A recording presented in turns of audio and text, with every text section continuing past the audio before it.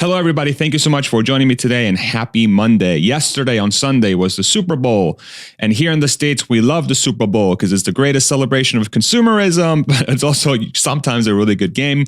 But there's also been some really cool stuff happening around the Tesla world that I really want to get you caught up on. There's a lot of data sets, I think, that are describing a very unique thing that's happening around the Tesla story that's becoming quite obvious. So without further ado, let's get started. But first, the game. It was pretty good. Kansas City Chiefs beat the Philadelphia Eagles 38-35. I still feel like that holding call at the end there shouldn't have been called. It was a little ticky-tacky. And I want to just say I got the spread right, and I got the winner right. I didn't get the score right. And I also had to smack talk on Philly because I lived in Pennsylvania for 20 years, and I don't know, just Philadelphia has let me down a lot of times. Sorry if you're from Philly. Not a huge fan, but I love you, just not your city. Anyway, let's just get started here. If you were watching the game, you're probably aware that Legacy Auto ran multiple ads around electric vehicles. Sawyer Merritt, shout out to Sawyer. GM, Kia, and Stellantis, who's the Jeep brand, Jeep, Ram, and those brands, have collectively spent $56 million for a combined 3 minutes of Super Bowl ads tonight, which is kind of wild to think about, that you have legacy car makers that are willing to spend that much money to bring attention to their vehicles and their projects around electrification, while a company like Tesla has spent $0 on advertising really since their inception. And it's kind of just really wild to think about.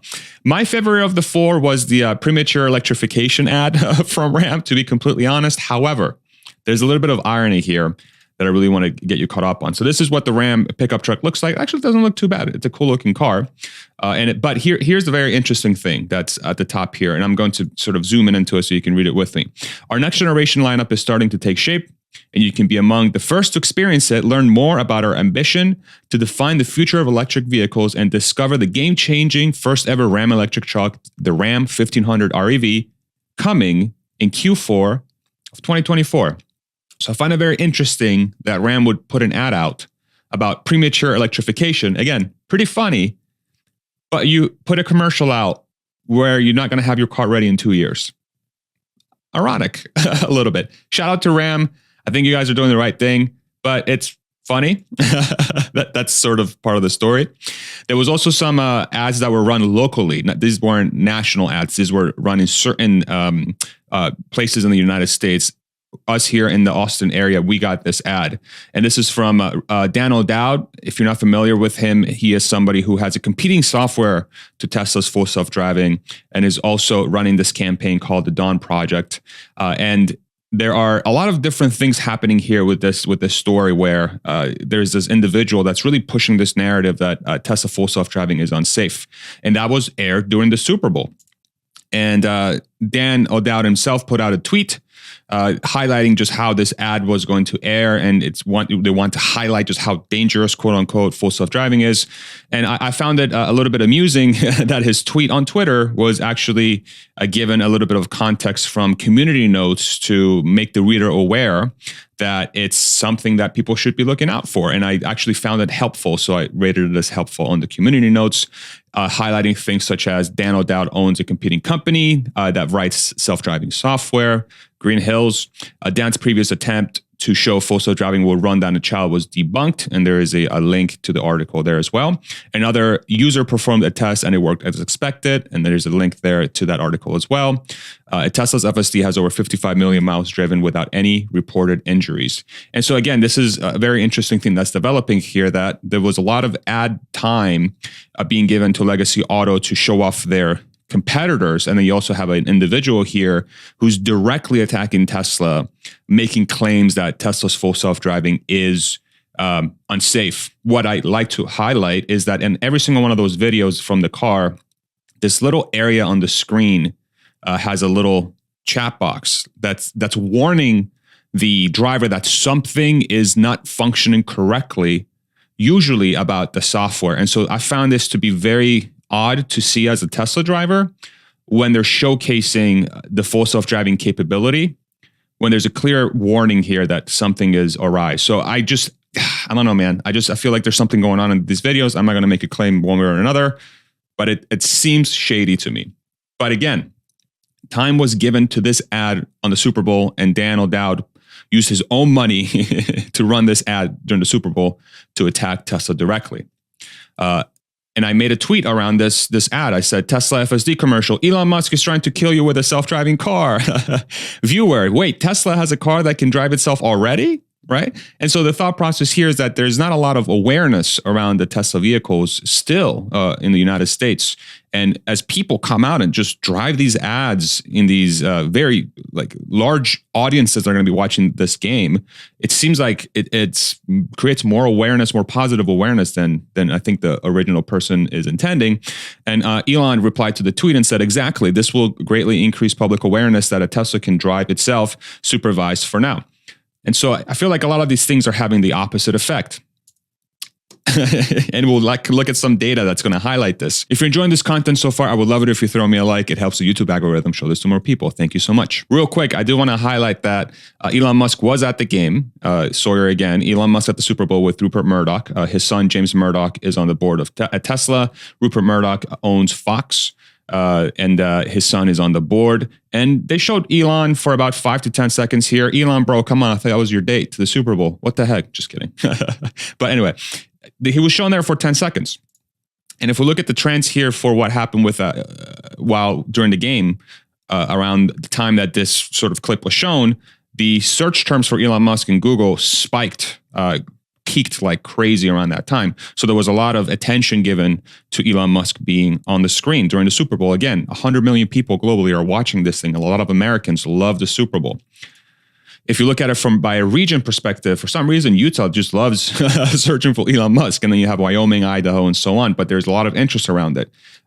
If you put it next to the Tesla story, instead of just Elon Musk, and look at how Tesla performed during the Super Bowl, you can see that around when the game started and the ads started to air for those EV commercials from Legacy Auto, you have these multiple spikes that come up every time some of these ads air.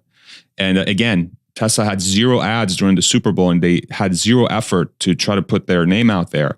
And just by associating themselves, just by the legacy automakers and the Dawn Project and all these things, associating themselves to Tesla, Tesla is gathering interest to the point that this morning, so this is the last 24 hours in the United States, the last few hours here in the morning, there's elevated interest for Tesla vehicles, or the Tesla search term, which includes vehicles, obviously. And you can see a spike. There's a sustained trend. Again, very couple hours here, but it's still interesting to monitor. Again, people are waking up and going on their phone and whatever, but it's elevated versus where we were not too long ago. California, Nevada, District of Columbia, Washington, New Jersey are the places that are searching for Tesla the most here in the last 24 hours. And if you put this within the context of the other automakers that have put ads, and here's, I think, what's really eye-opening about what's going on. Tesla is in blue. If you put it against Jeep, GM, Kia, and Ram pickup, as car make models and the search terms around the vehicle themselves, Jeep had a huge spike during the Super Bowl, which is great for them. Kia also had spikes during the Super Bowl and later on. And you can see the blue line is nowhere to be seen. And so you might say, this is bad news for Tesla, that they don't have any interest. Like, what's going on here? If we drill in even further for the last 4 hours, you can see that the red, which is Jeep, has a sustained interest. Kia has a sustained interest, and Tesla is down here with Ram pickup and GM down here being searched in the last 4 hours. But let's put this within context. Even when you put them against these car makers that had run ads, and Tesla being so low on the interest totem pole as a complete search term versus the rest of the United States, Tesla was still the 8th largest automaker in the United States in January of 2023. This sold 55,000 vehicles in the United States versus every single one of these brands that, as you can see, are very willing to advertise very heavily and spend a lot of money. Not only that, Tesla in 2022 had the 6th best-selling vehicle in the United States, period, in the Model Y, with 0 advertising. And so the question becomes, what if Tesla actually tried? And this is sort of the thought that came to my head yesterday while watching the Super Bowl. What if Tesla actually tried? Every time a legacy automaker or Dan O'Dowd decides to attack the company, interest for the car brand goes up, and everybody's just sitting there like, what's happening? How come Tesla keeps selling cars and not putting any effort? So that's a sort of big thing to keep in mind as somebody who's following the Tesla story. What if Tesla actually tried? If they would actually try, in my opinion, they would be so production constrained that they would have years of wait time if they really went another way to advertise. I think the last 24 hours show that. They don't have to. Their interest will go up regardless of what they do. As long as other car makers or other people want to bring attention to Tesla, it will be a positive for Tesla, because if you put it within the context of this graph, Tesla interest is still so small relative to the rest of the car market, especially in the United States, meaning that they've just got started. They've just begun. And so some people can make an argument around, well, they have to protect their brand and they have to be really careful to have a long-term success. But I think if you look at the recent efforts around ensuring that there's enough production, and the fact that they had zero advertising, yet they're still selling like gangbusters, might send a different message. And so let's look at that a little bit more in detail, right? In the same day on Sunday, Tesla announced price increases. So the Tesla Model Y has increased the price of the Model Y all-wheel drive in the United States by $500 for the second time in 2 days. It now starts at $51,990. So would a company that's concerned about demand be raising prices while they're not running any ads and their competitors are? Right. So I think that sends a very specific message to the world, at least to me, that, hey, just keep doing your thing. We're going to keep increasing our prices. It's all good. Not only that, but they also increased the price of the Model Y Performance again by $500, but they have reduced the price for the rear-wheel drive Model 3 by $500 to $42,990. And this is probably to create better separation between the Model Y and Model 3, which is something I've been talking about a little bit here on the channel. I do think these moves are correct to ensure there is just more demand for the Model 3 relative to the Model Y. The reason why is if you track the Model Y inventory levels here for the last 120 days, ever since that price decrease that was announced at the beginning of the year, you've had this insane drop in inventory to the point that as of yesterday, there's like, 10, 15 Model Ys in stock, 20 Model Ys in stock.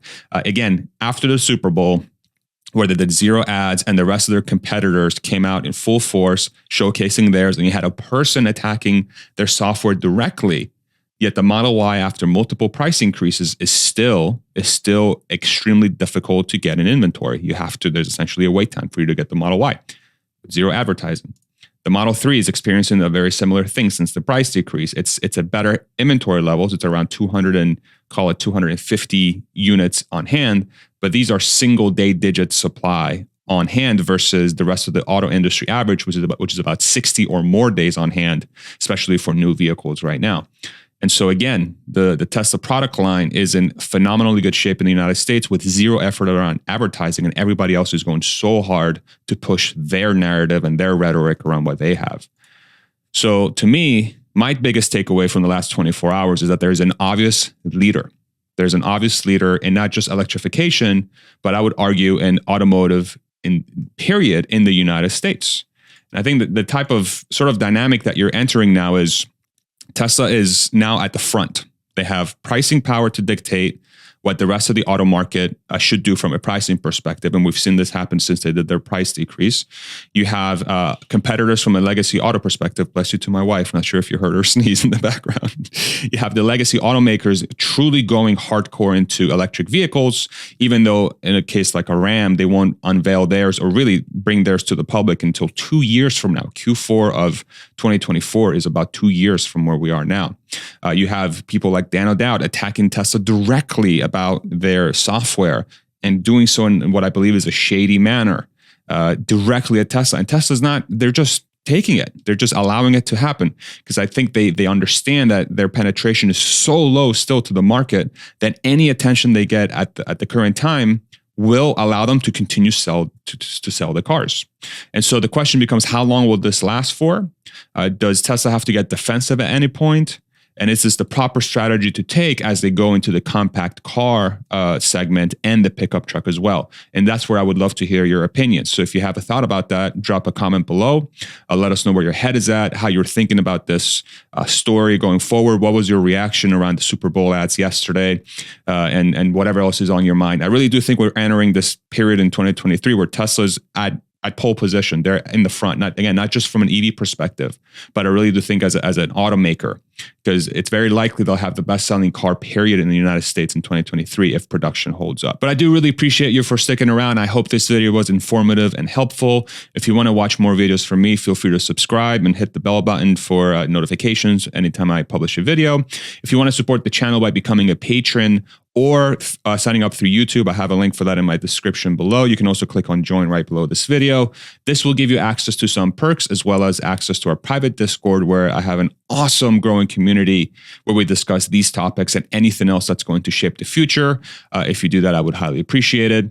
You can also support the channel by purchasing some merch, just like the shirt I'm wearing right now. Feel free to do that in the description below as well through my website. And lastly, I also have a code for Athletic Greens, which is a supplement that I use every single morning that has just made me healthier. I've had it for a couple of years. Joe Rogan podcast got me on it, and I haven't really stopped since. And it's truly a great product. So if you are interested in that, I have a code for that as well in the description.